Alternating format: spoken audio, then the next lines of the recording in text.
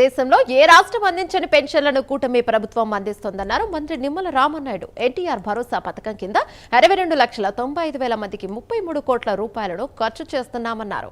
పశ్చిమ గోదావరి జిల్లా పాలకొల్లు నియోజకవర్గంలో లబ్ధిదారులకు మంత్రి నిమ్మల పెన్షన్లను పంపిణీ చేశారు. వృద్ధులు, వికలాంగులకు 1,000 రూపాయలు పెంచడానికి జగన్కు 5 ఏళ్లు పట్టిందన్నారు. కానీ చంద్రబాబు అధికారంలోకి వచ్చిన మొదటి నెల నుంచే పెన్షన్ రెట్టింపు చేసి అందిస్తున్నారని తెలిపారు. అధికారంలో ఉన్నప్పుడు ఉద్యోగాల ఊసే ఎత్తని జగన్ అధికారం పోయాక మతస్థిమితం లేని మాటలు మాట్లాడుతున్నారంటూ మంత్రి నిమ్మల ఫైర్ అయ్యారు.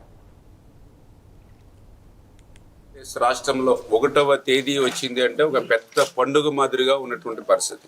ఈ యొక్క ఆంధ్రప్రదేశ్ రాష్ట్రంలో ఇస్తున్నటువంటి పింఛన్లు వృద్ధులు, వితంతువులు 4,000 రూపాయలు, దివ్యాంగులకి 6,000 రూపాయలు, బెడ్ రీడింగ్ మీద ఉన్న వారికి 10,000 రూపాయలు, 15,000 రూపాయలు.